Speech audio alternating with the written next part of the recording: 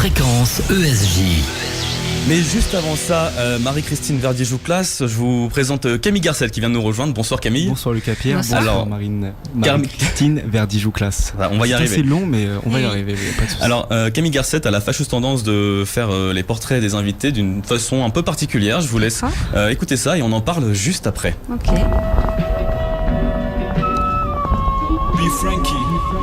Marie-Christine Verdier-Jouclas, en qualité de députée, nous fait l'honneur ce soir d'être à nos côtés, de sa bonne volonté, un choix qu'elle pouvait refuser. C'est l'occasion pour moi, j'ai certaines choses à souligner. Rappelez-moi ce qu'on appelle la liberté journalistique, un terme pas compliqué et franchement pas très technique. Vous semblez l'avoir oublié. Très récemment à l'Assemblée, vous vous êtes exprimé ouvertement. Si un journaliste vient pas à vos conférences de presse, peut-être par choix éditorial, pas parce que ça l'intéresse. En bref, aucune raison de le pointer du doigt. La République c'est tout d'abord respecter les choix. Maintenant parlons de votre placement politique. La République en marche, si j'en crois les gros titres. Mais je dois avouer qu'il y a quelque chose qui m'épate. Récemment c'est votre positionnement sur le glyphosate. Au final, c'est quoi la transition écologique? Tu préfères manger McDo ou des produits chimiques? Facile de ne pas assumer les conséquences de ces actes. Au bout d'un moment, va falloir réparer les dégâts. Allez, on va faire comme si de rien n'était. Le nombre de victimes de mort,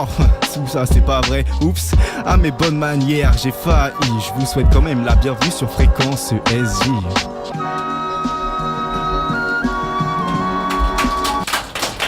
Merci Camille Garcelle et bravo. Merci Lucas pour ce Pierre. rap encore une fois.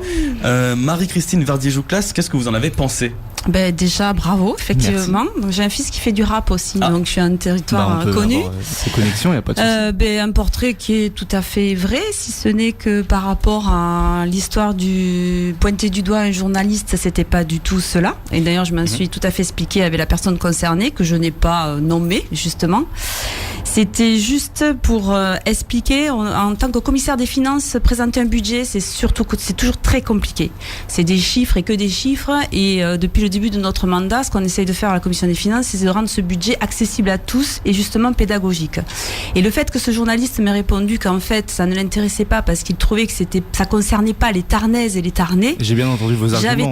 J'avais trouvé cela vraiment, voilà. Et donc, l'idée, c'était pas de pointer du doigt le journaliste, mais c'est justement d'expliquer dans ma question que le budget qu'on faisait, ça concernait bien tous les citoyennes et tous les citoyens. Voilà. On en parlera dans quelques minutes. Merci beaucoup Camille Garcelle, on vous retrouve la semaine prochaine.